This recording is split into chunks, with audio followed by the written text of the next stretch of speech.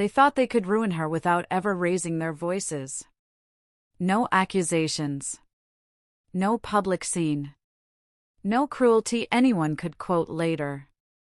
Just polite meetings, careful wording, and decisions wrapped in the language of procedure. That is how reputations are destroyed in real life, not loudly, but cleanly enough that no one feels responsible. By the time the damage is visible, it already feels permanent. This is the kind of harm that survives scrutiny because it looks reasonable on paper. Allison Carter had built her life carefully. She was known as competent, composed, and reliable in spaces where trust was earned slowly. Her work spoke for her. Her presence was steady, unremarkable in the way professionals aim for when they want respect rather than attention. Nothing about her history suggested instability or error. That is why the shift was so unsettling when it began. Not dramatic. Not obvious. Just subtle enough to be confusing. The first signs appeared as questions framed as concern. A meeting scheduled without explanation. A request for clarification on decisions that had never been questioned before. The tone was calm, even friendly. Words like standard review and due diligence replaced conversation. Allison noticed the change immediately, not because anyone accused her of wrongdoing, but because the atmosphere around her grew cautious. People smiled more carefully. Emails became more formal. Familiar ease disappeared. To anyone observing casually, nothing seemed wrong. Processes were followed. Protocols respected.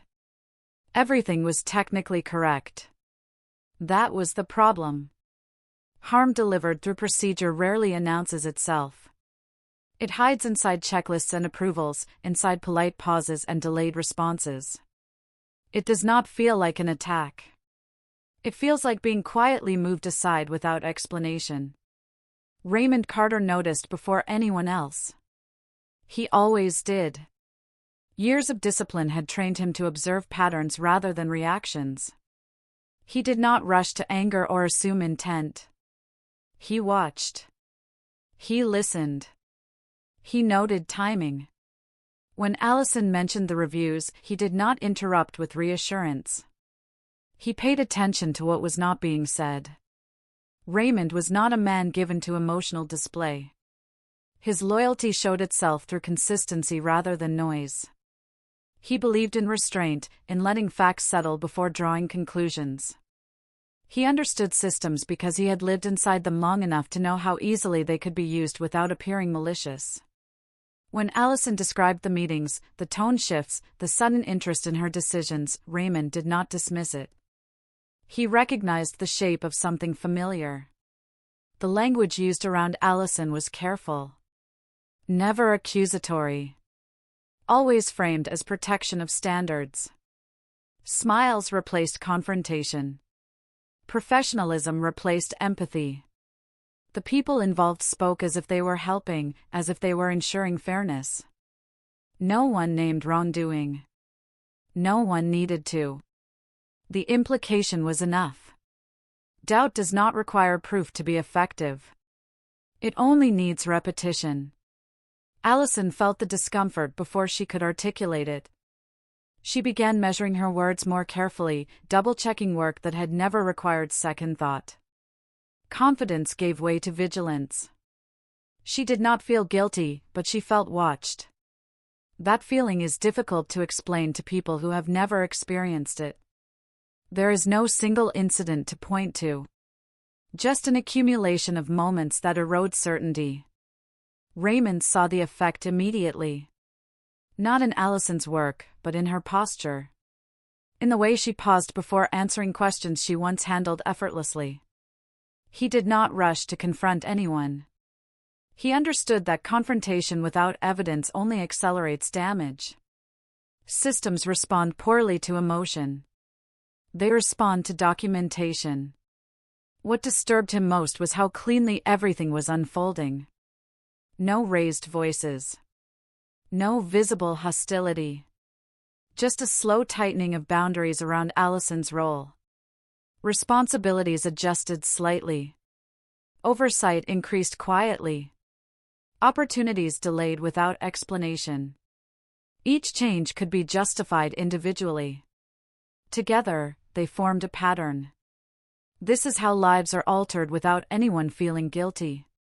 Harm delivered politely allows everyone involved to claim neutrality. It feels safer to trust process than people.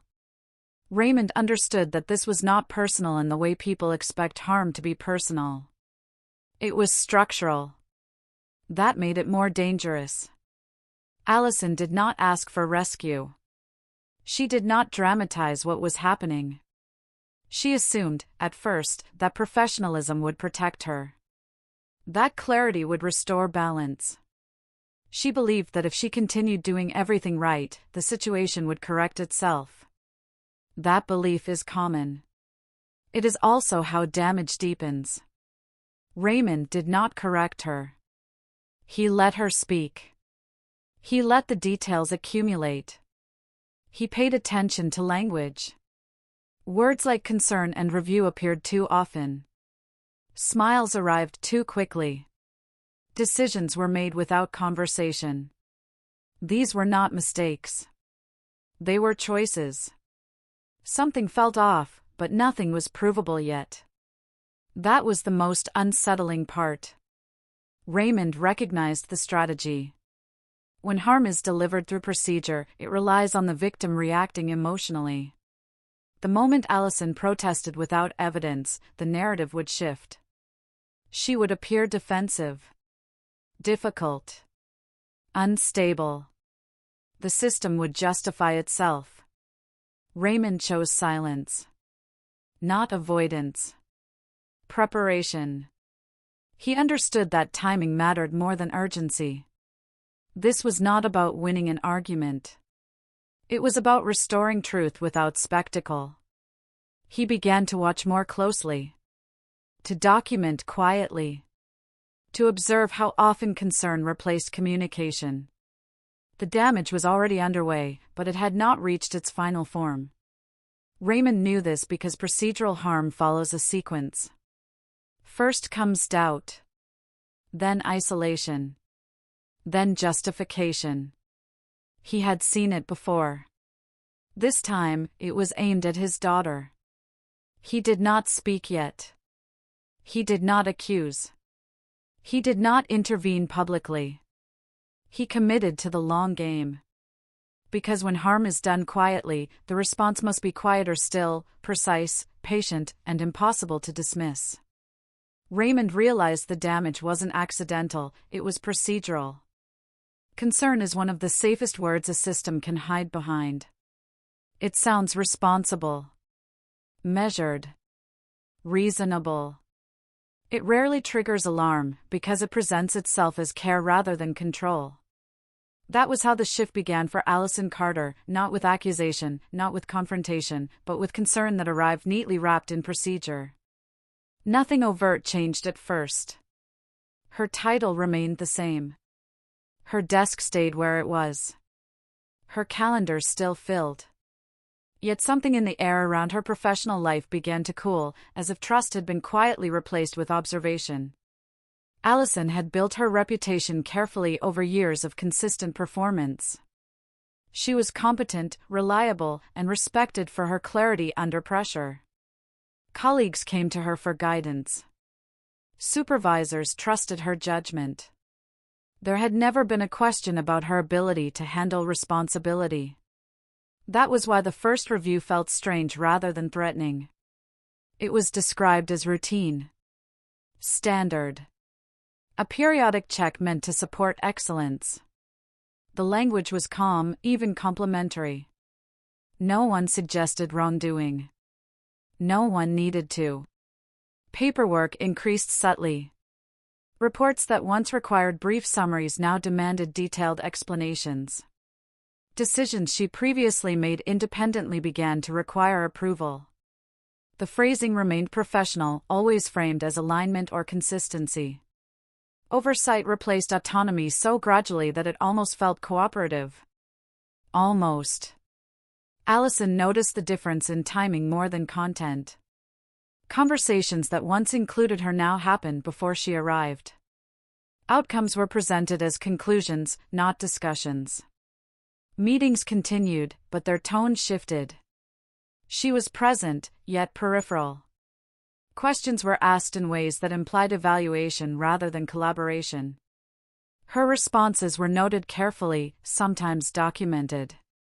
She was thanked often, praised even, but the praise carried a strange formality. It was the kind of encouragement given when reassurance is needed more than appreciation. Everything was technically correct. That was the problem. Rumors did not arrive as gossip. They arrived as policy references. Compliance language replaced confidence. Issues were framed as process gaps, not mistakes. Allison heard her name mentioned alongside phrases like risk management and monitoring protocols. Nothing was said directly to her, yet everything seemed to orbit around her role. The absence of accusation made it impossible to defend against. How do you respond to concern that insists it has no target? Raymond Carter noticed before Allison did. He had learned, over a lifetime, that systems reveal their intentions through repetition, not declarations. His daughter did not complain. She spoke factually, describing changes without emotion. That restraint might have looked like acceptance to others. To Raymond, it signaled caution. He listened closely, not to what was said, but to what had changed. The frequency of reviews. The shift in language. The quiet removal of decision-making authority. These were not isolated incidents. They formed a pattern. When Raymond raised gentle questions, they were met with reassurance. Everything was standard. Everything was done out of care. Allison was valued. These responses were smooth, practiced. They did not invite further inquiry. Emotional restraint was interpreted as agreement. Silence was taken as confirmation that the system was working. That was how the mechanism sustained itself. Anyone who objected would appear defensive. Anyone who questioned would seem resistant to improvement. Allison adapted, as many capable people do when systems tighten around them. She complied carefully. She documented her work more thoroughly. She prepared for meetings as if they were evaluations. Her professionalism remained intact, but it began to require more effort. The energy once spent on contribution was redirected toward caution. She measured her words, anticipating how they might be recorded rather than received. This was not fear. It was awareness. Raymond watched this adaptation with growing concern of his own. Not the institutional kind, but the human kind. He recognized how easily support can become surveillance when accountability flows in only one direction. He noticed how concern was never paired with transparency. Decisions were explained after the fact, never before. That imbalance mattered. Systems that truly care invite dialogue. Systems that seek control rely on procedure. No one raised their voice. No one demanded anything unreasonable. That was what made the harm sustainable. Allison was never given a moment dramatic enough to name. There was no incident to point to, no accusation to refute. Just a slow erosion of standing, accomplished through checklists and protocols. Her reputation was not attacked. It was questioned, quietly, persistently, and politely. Raymond stopped asking questions publicly. He understood that premature challenge would only tighten the system's grip. Instead, he began paying attention to details others overlooked. Dates. Language changes. The sequence of events. He noticed when reviews increased, when authority shifted, when Allison's role was redefined without explanation. He observed who attended meetings and who did not. He listened for patterns in how concern was applied. Silence became his strategy, not his surrender. While others accepted reassurance, Raymond began documenting. He wrote things down. He kept copies of communications. He noted discrepancies between policy and practice. This was not an act of defiance. It was preparation. He understood that systems built on procedure can only be challenged with clarity and timing. Emotion would be dismissed. Evidence would not. Allison remained focused on her work, unaware of the full scope of her father's attention. She trusted that performance would speak for itself, that systems ultimately corrected their own excesses. Raymond knew better. He had seen how easily reputations could be reshaped without a single false statement being made. All it took was repetition and silence. The concern surrounding Allison continued to expand, justified always by process, never by proof. Each new layer made the previous one appear necessary. This is how concern becomes a weapon, not by harming loudly, but by narrowing space until movement itself becomes suspect. The system remained calm. Polite. Technically correct. And that was when Raymond understood something crucial. The damage being done to his daughter was not personal. It was procedural. Designed to be invisible. Protected by professionalism. That realization did not provoke anger. It provoked focus. Raymond stopped asking questions and started documenting. Raymond Carter did not respond the way people expected him to. There were no urgent phone calls, no confrontational meetings, no visible displays of outrage or fear. When he began to sense that something was wrong, his first instinct was not to intervene but to observe. Years of discipline had taught him that early reactions often satisfy emotion while weakening outcome. Whatever was happening around his daughter was quiet, orderly, and officially reasonable. That meant it could only be understood by patience.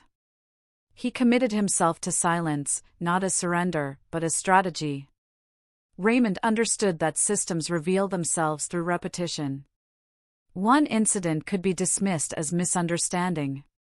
2 could be coincidence. 3 formed a pattern. He decided to watch for structure rather than motive, process rather than personality. This was not about proving intent. It was about recognizing design. Raymond began reviewing timelines with care. Emails were read not for tone, but for sequence. Meeting invitations were noted, especially the ones Allison did not receive. Policy updates were compared against how they were applied in practice. Nothing stood out dramatically on its own. That was the point. The harm was distributed across procedures, hidden inside compliance language and professional etiquette. Each step appeared justified. Together, they formed containment. Allison continued working with the same diligence she always had. She arrived early, left late, and met expectations without complaint. Her professionalism remained intact, even as her access narrowed. She noticed changes but did not yet name them. Smiles still greeted her. Conversations remained polite. Yet decisions increasingly arrived after they were made, not before. Responsibility remained, but authority quietly shifted away. Raymond watched this happen without alerting her. He understood that premature concern could become distraction. Allison still believed the system was neutral. She trusted that effort would be recognized. Raymond knew better than to interfere before the shape of the problem was clear. His restraint was not indifference. It was protection. The isolation around Allison grew gradually. It did not announce itself through exclusion, but through omission. Her name appeared less often in planning documents. Her feedback was acknowledged, then quietly bypassed.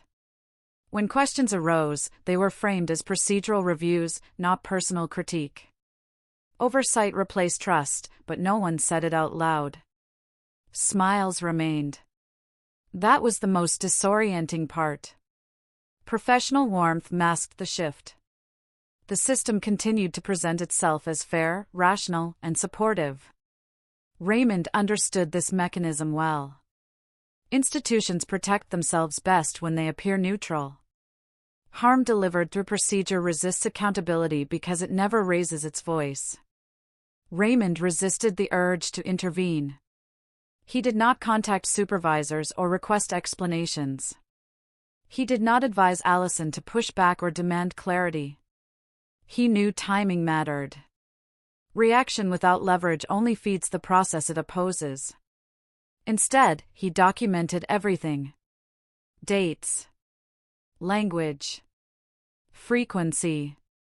He compared Allison's experience with similar cases, noting who was reviewed, who was monitored, and who was left alone. Patterns emerged slowly, then unmistakably. Oversight did not follow performance metrics. Monitoring did not correlate with outcomes. Reviews clustered around specific individuals, while others moved freely. Allison's trajectory was no longer shaped by her work, but by administrative attention that arrived without explanation and never fully receded. Raymond noticed how silence functioned as reinforcement. Those who adapted quietly were left alone. Those who questioned process were labeled difficult. Emotional restraint was interpreted as maturity. Compliance became its own reward. The system did not need to threaten. It trained behavior through consistency. He also noticed how concern was used as insulation. Every intervention was framed as support. Every restriction justified as caution. Language softened the edges of exclusion, making resistance appear unreasonable. To object would require proving harm where none was officially acknowledged. Raymond remained patient. He understood that clean consequences require clean evidence. Emotion clouds clarity. Documentation sharpens it. He allowed the process to continue long enough to expose itself. Each repetition strengthened the record. Each omission became harder to explain away. Allison felt the strain but continued forward. She did not complain or withdraw. Her resilience was both admirable and dangerous. Raymond saw how easily endurance could be mistaken for consent. He knew that systems often rely on the goodwill of those they undermine. Her professionalism was being used against her. Still, he waited. He watched how reviews escalated without justification. How authority rebalanced itself quietly. How oversight never quite resolved. The pattern was too clean, too consistent to be accidental. This was not chaos. It was control disguised as care. Raymond understood then that intervention would not come through confrontation. It would come through exposure. Through timing. Through letting the system believe it was unobserved. Silence had become his most powerful tool. He did not speak yet. He prepared. The pattern was too clean to be coincidence. Raymond Carter had spent most of his adult life believing that understanding people was the fastest way to understand outcomes. Intentions mattered. Character mattered. If something went wrong, he assumed there had been a lapse in judgment or a miscommunication that could be clarified with patience and conversation. That belief had served him well for decades. It had also blinded him to what he was seeing now. As the weeks passed, it became clear that focusing on motives was keeping him from recognizing something far more precise and far more dangerous. He stopped asking why individuals behaved the way they did and began studying how the system behaved when no one was watching closely. He shifted his attention away from tone and reassurance and toward structure. Policies. Timelines. The order in which decisions appeared and the speed with which they were enforced. When he did this, a different picture emerged, one that did not rely on assumptions or emotions to be understood. Raymond began by comparing Allison's experience to similar cases within the same organization. He did not seek out stories or opinions. He gathered records. Performance reviews, internal memos, procedural notices, dates of evaluations. He noticed immediately that the language used around Allison had changed before any measurable issue appeared. Terms like oversight, monitoring, and process alignment had surfaced gradually, not in response to a documented failure, but as a prelude to it. The sequence mattered. Concern had been introduced first. Evidence had followed later, shaped to fit it. As he expanded his review, inconsistencies became impossible to ignore. Other employees with comparable roles and identical performance metrics had not been subjected to the same level of scrutiny. Their evaluations followed standard cycles. Their feedback arrived predictably. Allison's, by contrast, appeared out of sequence, accelerated, and increasingly detached from measurable outcomes. What had been framed as routine now stood out as selective. The paper trails told a story that verbal reassurances could not contradict. Meetings that Allison had not been invited to produce decisions that directly affected her responsibilities. Notes described discussions that had not included her input. Policies cited as justification were applied unevenly, enforced rigidly in her case and flexibly in others. The system did not raise its voice. It did not announce wrongdoing. It simply moved forward as if its actions were neutral and therefore unquestionable. Raymond understood then that neutrality was the shield. Authority did not hide behind people. It hid behind procedure.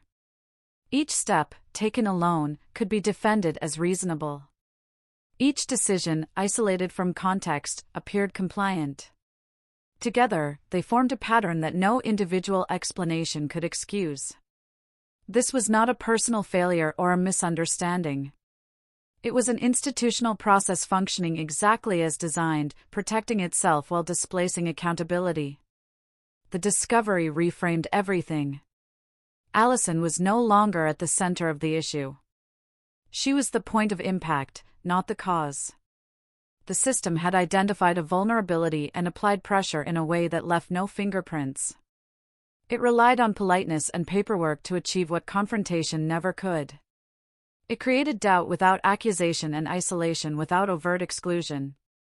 Raymond recognized this approach immediately, not because it was loud, but because it was clean. As this clarity settled, his emotional response changed. Anger did not increase. It receded. In its place came focus. He no longer felt compelled to interpret anyone's intentions or challenge anyone's sincerity. Intentions were irrelevant. Outcomes were not. The documents spoke plainly. They did not require interpretation or persuasion. They required acknowledgement. Raymond also understood why others had failed to see what he now saw. Systems like this depend on fragmentation.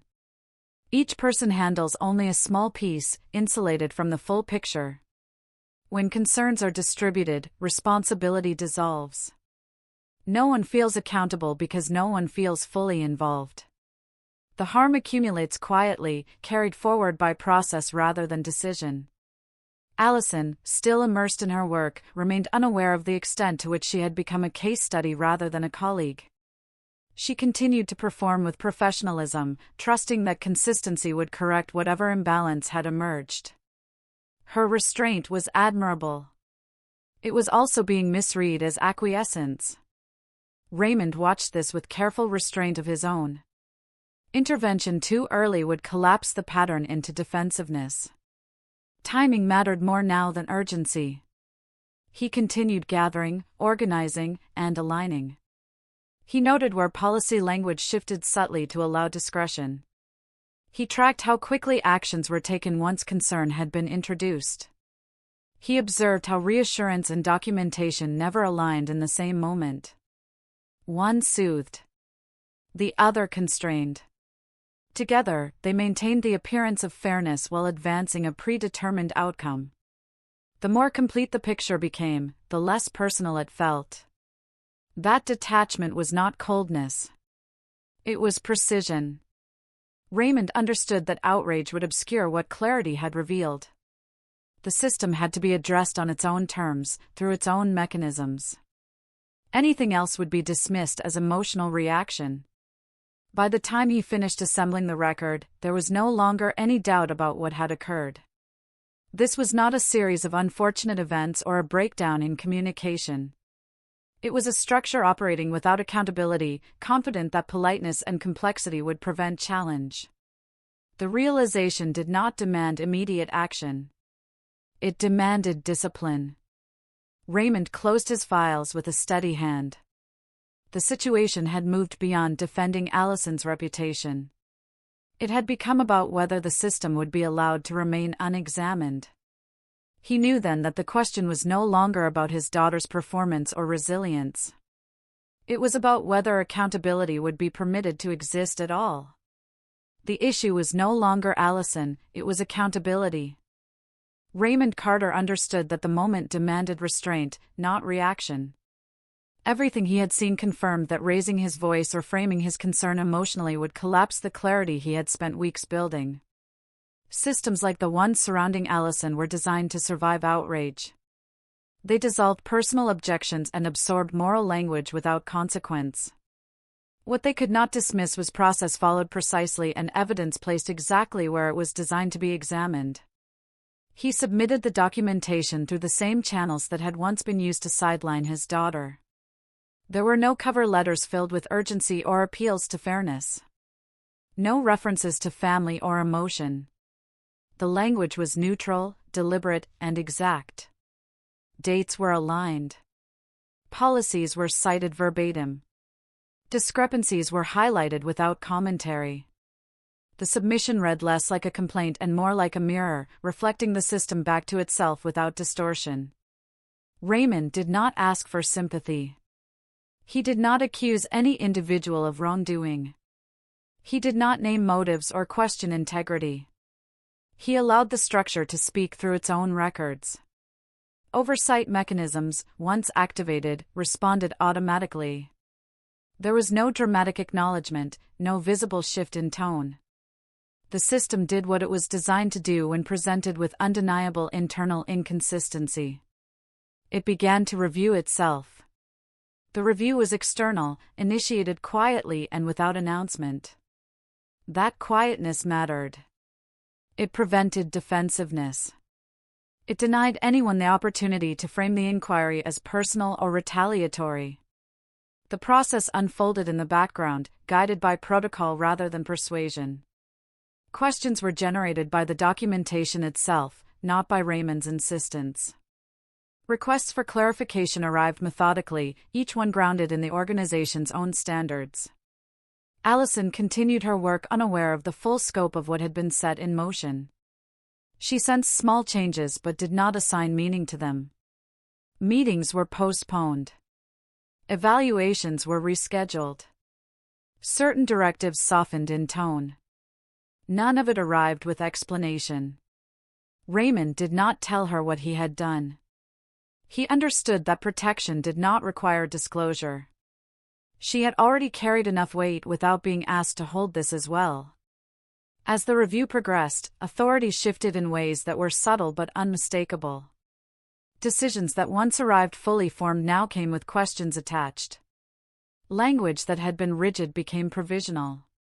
References to monitoring and oversight were replaced with requests for justification. The system, once confident in its neutrality, was now required to demonstrate it. No one issued an apology. None was needed. The process did not exist to restore dignity through acknowledgement. It restored balance through correction. Raymond observed this with measured calm.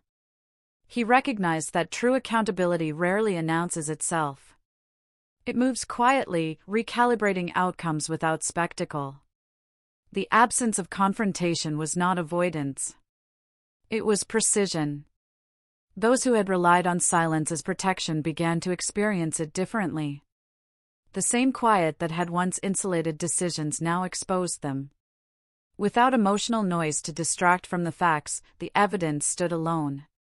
Each unanswered question lingered. Each inconsistency demanded resolution. The system could no longer move forward without addressing what it had previously ignored. Raymond felt no satisfaction in this shift. There was no sense of victory or vindication. What he felt instead was alignment. The outcome was matching the truth. That was enough. He remained distant, allowing the process to continue without interference. He understood that correction loses its power when it seeks recognition. This work was not about being seen.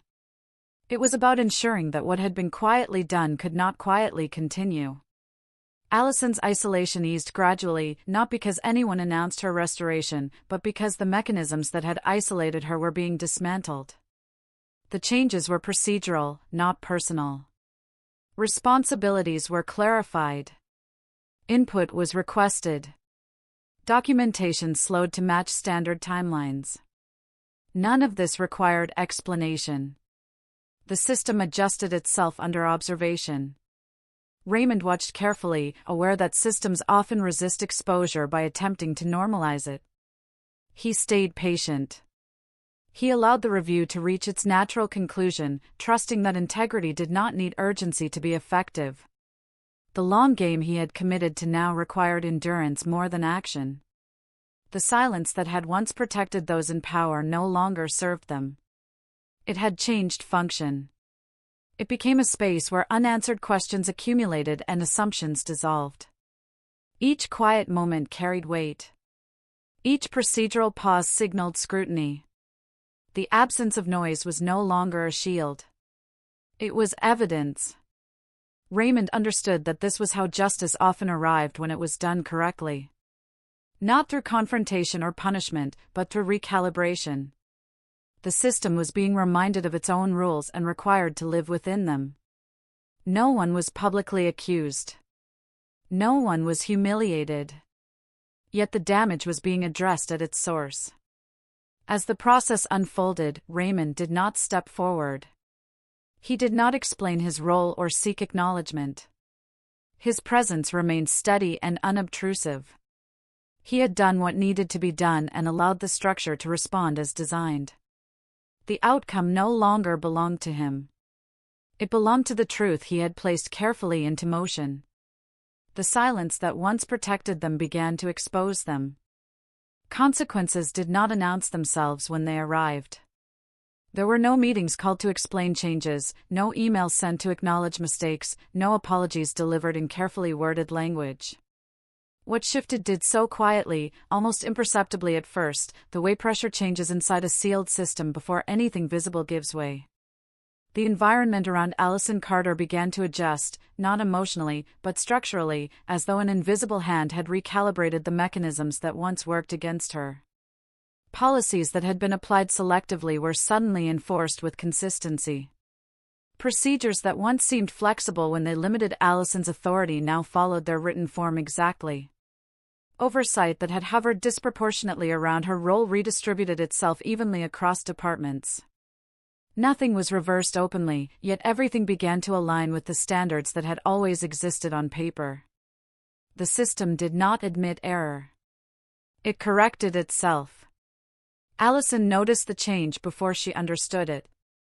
Meetings that once excluded her now included her by default. Decisions arrived with documentation attached rather than conclusions already finalized. Reviews referenced clear criteria instead of vague concerns. The tone surrounding her work grew neutral again, stripped of the artificial caution that had framed her competence as something requiring supervision. No one explained the shift. No one needed to. The records spoke for themselves. Her professional standing was restored not through praise or reassurance, but through absence, the absence of unnecessary scrutiny, the absence of quiet doubt embedded in routine processes. Her name appeared in places it had stopped appearing. Her recommendations moved forward without delay. The same system that had once slowed her progress now carried it smoothly, as if nothing had ever interrupted its function. Those responsible for the earlier treatment did not gather to defend themselves. There was no reckoning scene, no moment where accountability took a human shape. Instead, authority adjusted internally. Files were reviewed. Patterns flagged. Decisions revisited without commentary. The correction happened at the level that mattered most, where behavior is shaped not by intention, but by consequence. The lack of drama was not avoidance. It was precision. Raymond Carter observed all of this from a deliberate distance.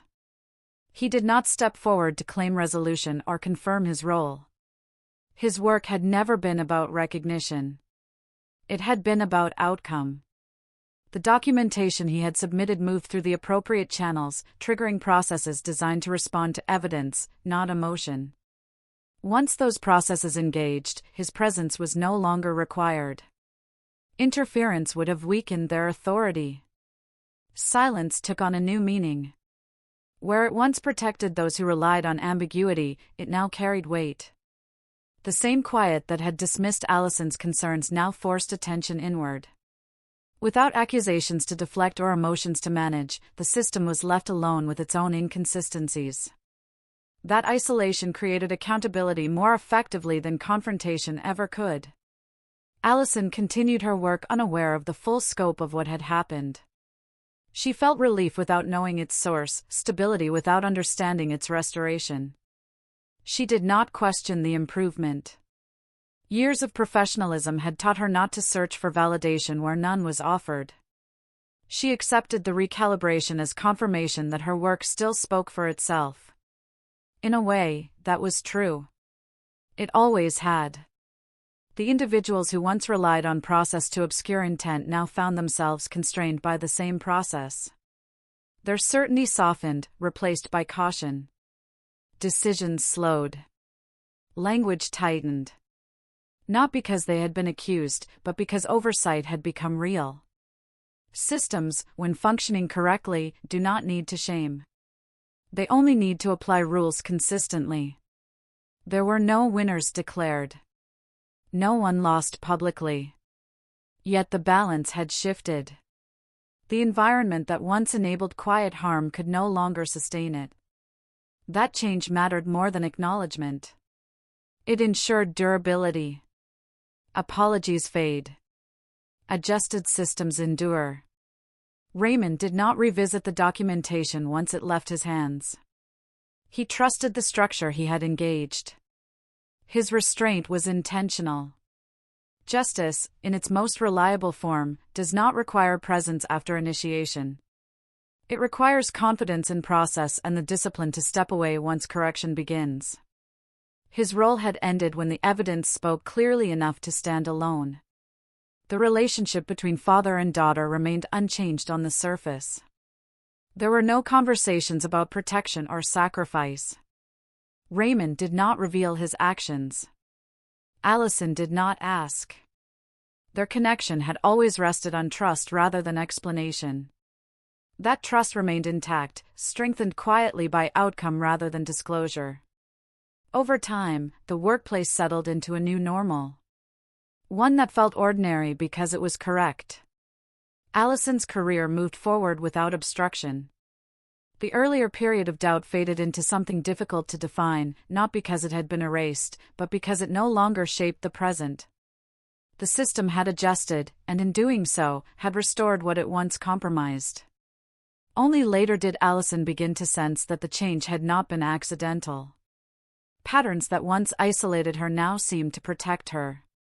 Standards that once limited her now supported her. The realization did not arrive with shock or anger. It arrived gently, with clarity. Someone had been paying attention when she had been too close to see the full picture. She did not confront her father. She did not need to. The understanding was enough. It reframed the past without reopening it. It allowed gratitude without debt. Raymond had acted not to control outcome, but to ensure fairness.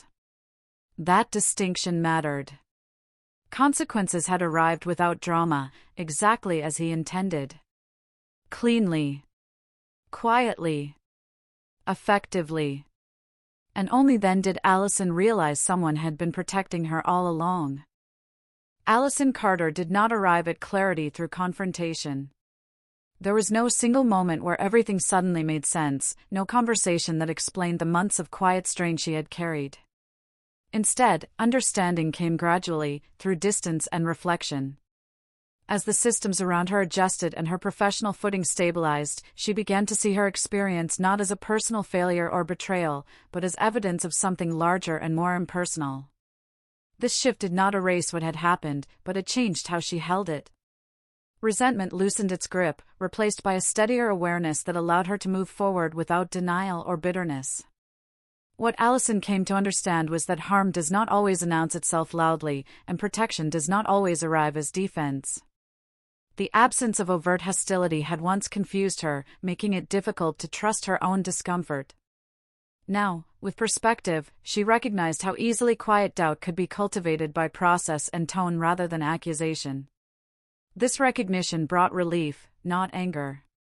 It confirmed that what she had felt was real, even if it had never been openly acknowledged. That validation mattered more than any apology could have. Raymond Carter never explained what he had done. He did not sit his daughter down to describe timelines or evidence, and he never framed himself as a protector who had intervened on her behalf. His loyalty revealed itself only through consistency. He remained present without interfering, attentive without directing. He checked in without probing, listened without correcting, and trusted Allison's capacity to endure what he was quietly working to resolve. This restraint was deliberate. He understood that loyalty, when expressed too loudly, can become another form of control. The system's gradual correction mirrored Raymond's approach. Guilt did not surface as confession or regret. It appeared as responsibility. Procedures tightened. Oversight became even-handed. Exceptions disappeared. These changes did not name past failures, but they prevented their repetition. Accountability entered not as punishment, but as structure. Those involved did not admit fault, they adjusted behavior. This transformation lacked the emotional satisfaction of acknowledgement, but it carried something more durable: prevention. Allison noticed these shifts before she understood their origin. Her work was evaluated with renewed fairness. Meetings included her voice again, not ceremonially, but naturally. Decisions that once arrived fully formed now invited participation. The restoration of her standing did not come with explanation or praise. It came through normalcy. Through being treated, once again, as competent without qualification. That quiet return was deeply grounding. It affirmed her worth without drawing attention to its previous absence. There was no celebration to mark this change. No moment where justice was declared complete. That absence was intentional. Raymond understood that vindication often centers the wrong person. He did not want resolution to become about his intervention. He wanted it to belong to the system correcting itself, and to Allison reclaiming her equilibrium without being repositioned as fragile or wronged. Loyalty, in his understanding, was not about being seen as right. It was about ensuring that what mattered was preserved. As the environment around her recalibrated, Allison began to reframe her own narrative. She no longer searched her memory for moments she might have mishandled or signs she had missed. Instead, she acknowledged that the harm she experienced was subtle by design, and therefore difficult to resist without support. This reframing did not absolve the system, but it freed her from self-blame. She could now hold the truth of what happened without needing it to define her identity. Relationships within her professional world adjusted quietly as well.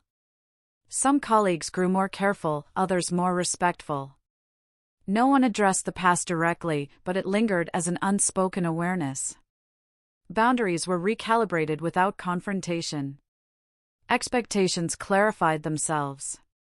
The environment felt steadier, not because trust had been restored through dialogue, but because accountability had been integrated into process. The absence of discussion did not signal avoidance this time. It signaled resolution. Raymond remained in the background, exactly where he intended to stay. His presence did not recede, but it did not intrude. He continued to observe, to ensure that the changes he had helped initiate endured beyond immediate scrutiny. This was not vigilance driven by fear, but by care. Loyalty, as he practiced it, required patience even after success. It required staying long enough to know that correction would hold without supervision. For Allison, moral clarity settled in quietly. She did not need anyone to admit wrongdoing for her experience to feel validated. She did not need public acknowledgement to move forward with confidence. What she needed was assurance that the structure around her would no longer allow the same harm to recur. That assurance arrived not through words, but through consistency. Through systems behaving differently over time. The absence of vindication did not diminish the outcome. If anything, it strengthened it. There was no temptation to relive the injury or rehearse the injustice. Life resumed with a steadiness that felt earned rather than restored. Allison's confidence returned without spectacle, grounded in the knowledge that she had survived something invisible and come out intact. That survival did not make her harder. It made her clearer.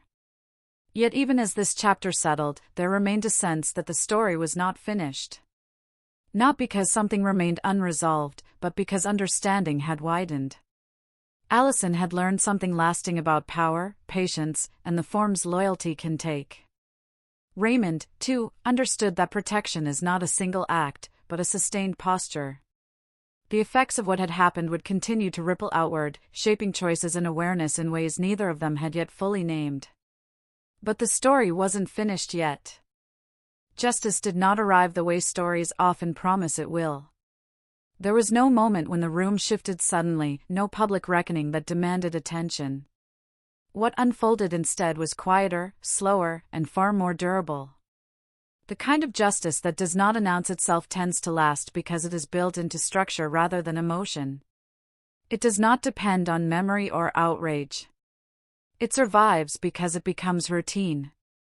Allison Carter's professional life began to steady again, not through recognition or apology, but through consistency. Decisions that once felt arbitrary became predictable.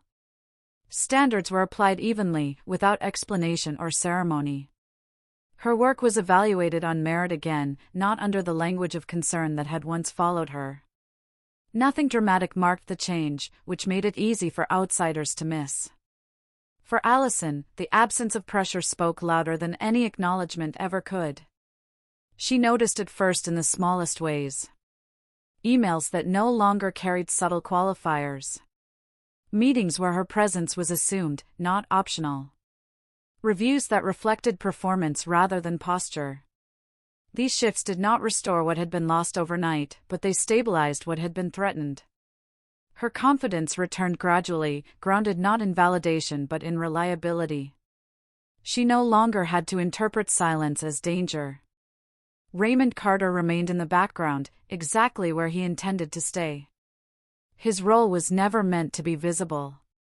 Protection, to him, was not something that required credit. It required patience, discipline, and restraint. He watched as the systems he had engaged adjusted themselves just enough to correct course. He did not follow up. He did not check for acknowledgement. The absence of retaliation confirmed what mattered most: the process had worked. What changed was not the people involved, but the environment that allowed behavior to persist. Procedures tightened. Oversight became consistent. Documentation gained weight. None of these changes were labeled as reform, yet together they reduced the space where quiet harm could hide. The system did not confess. It corrected itself. That distinction mattered. Allison eventually understood that what had protected her was not defense, but durability. The correction had been embedded in structure, not sentiment. That meant it would remain even when attention moved elsewhere. She no longer feared that the same pattern would repeat quietly, because the conditions that allowed it had shifted. Not erased, but constrained. The emotional clarity that followed surprised her. She did not feel triumphant. She did not feel wronged anymore, either. What settled in its place was acceptance. She could name what had happened without reliving it. She could move forward without needing it validated publicly. The experience no longer defined her trajectory. It informed it. Relationships around her recalibrated without confrontation. Colleagues adjusted tone and behavior without discussion. Authority figures became careful where they had once been casual. These changes were subtle enough to avoid resistance, yet firm enough to matter. Accountability does not always require exposure. Sometimes it requires endurance. Raymond watched these developments with quiet resolve. He never revisited the process, even in his own reflections. The work had been done at the right time, in the right way. Anything more would have weakened it. Justice that seeks recognition risks becoming temporary. Justice that remains unseen has room to settle. The stillness that followed was not emptiness. It was stability. It allowed Allison to rebuild her sense of professional safety without carrying resentment. It allowed Raymond to return to his routines knowing that vigilance, when exercised carefully, does not need repetition. The absence of noise confirmed the presence of change. In time, the story faded from conversation, which was precisely the point. What remained was function. Allison's future unfolded without the shadow that had once followed her. Her work spoke for itself again. That was the outcome Raymond had hoped for from the beginning. Not vindication, but continuity. Justice, when it lasts, often goes unnoticed. It does not demand belief or applause. It holds because it reshapes what comes next. In this case, it protected without spectacle, corrected without confrontation, and endured because it did not require agreement to exist. They believed they could dismantle her quietly, relying on silence and procedure to shield them. They did not account for patience. They did not anticipate someone willing to wait, document, and trust timing over reaction. They underestimated who was watching.